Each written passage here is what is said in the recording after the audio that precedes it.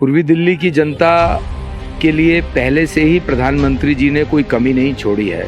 35 minute लगते थे निजामुद्दीन से गाजीपुर आने में, 7 मिनट कुल लगते हैं। केजरीवाल ने उसमें भी भ्रष्टाचार किया है।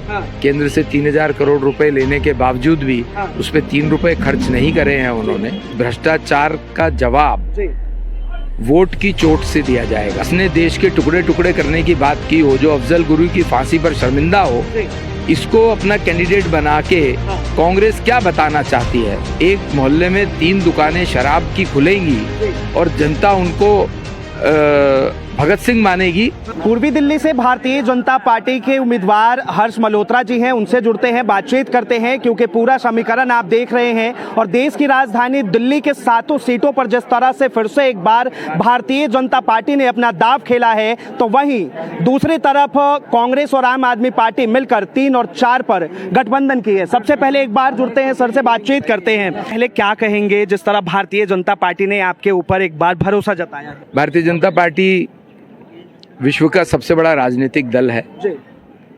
17 करोड़ कार्यकर्ताओं की पार्टी है। हमारे यहाँ पर हर कार्यकर्ता इतना सक्षम है कि वो किसी भी जिम्मेदारी को निभा सकता है। हमारा बूथ अध्यक्ष भी विधायक सांसद हो सकता है, जिसका उदाहरण मैं स्वयं हूँ। पार्टी में 30 वर्षों से संगठन की जिम्मेदारियां निभाई हैं। बीच में एक बार पार्टी ने पार्षद मेयर भी बनाया है।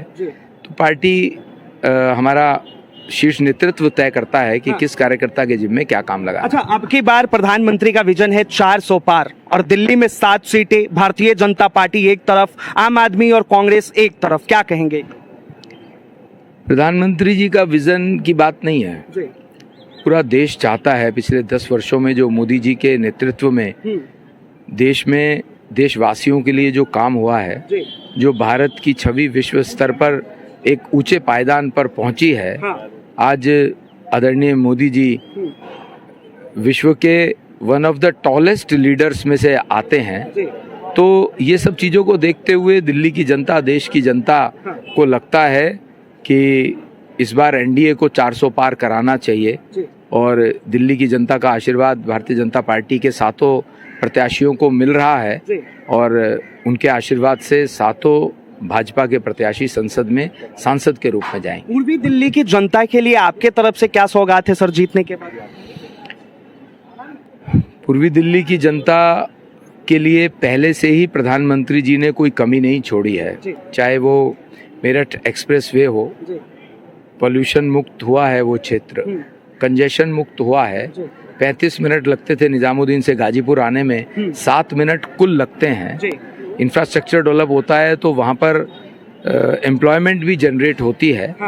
इसके अलावा भी बहुत से काम मोदी जी ने दिल्ली के लिए किए हैं। पर मुझे ऐसा लगता है कि अभी बहुत सा काम करने की भी आवश्यकता है, क्योंकि डेवलपमेंट कभी भी ये नहीं कि ये समाप्त हो गई, ये लगातार होने वाला काम है। हमारे दिल्ली से हमारी जीवनदायिनी यमुना नदी बहती है, हम सबके लिए हमारी संस्कृति का प्रतीक है। केजरीवाल ने उसमें भी भ्रष्टाचार किया है।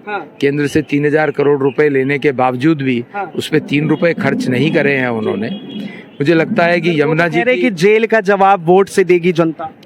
मुझे लगता है कि यमुना जी की स्वच्छता एक प्रायोरिटी होनी ही चाहिए, ताकि हम अपने त्योहारों पर यमुना जी में स्नान या आचमन करके यमुना जी की पवित्रता को ग्रहण कर पाएं। जो ये भ्रष्टाचारी लोग ये कह रहे हैं, मैं उसके बारे में ये कहना चाहता हूं कि भ्रष्टाचार का जवाब वोट की चोट से दिया जाएगा। ये दिल्ली की जनता ये भी कह रही है कि वो शहीद भगत सिंह नहीं हो गए हैं। सिर्फ अपने कमरे में अपनी टेबल के पीछे फोटो लगा लेने से वो भगत सिंह को आत्मसात नहीं कर सकते हैं। शराब, एक मोहल्ले में 3 दुकानें शराब की खुलेंगी और जनता उनको भगत सिंह मानेगी। हमारी दिल्ली की जनता, देश की जनता समझदार है। उनको समझ में आता है कि इन्होंने शराब के अंदर घोटाला किया है। 10,000 करोड़ से ज्यादा का घोटाला है, जिसके कारण से वो जेल में है। तो भ्रष्टाचार किया है उन्होंने, जिसका जवाब दिल्ली की जनता, देश की जनता वोट की चोट से दे। आखिरी सवाल, कांग्रेस पार्टी ने जो है इस बार दिल्ली से कन्हैया कुमार को भी उतारा है नॉर्थ ईस्ट पे, उस पे क्या कहेंगे? उस पर हमें कहने की आवश्यकता ही नहीं है। दिल्ली की जनता ही कांग्रेस से सवाल पूछ रही है कि जिसने देश के टुकड़े टुकड़े करने की बात की हो, जो अफजल गुरु की फांसी पर शर्मिंदा हो, इसको अपना कैंडिडेट बना के कांग्रेस क्या बताना चाहती है कि कांग्रेस देश को तोड़ने वाले लोगों के साथ है।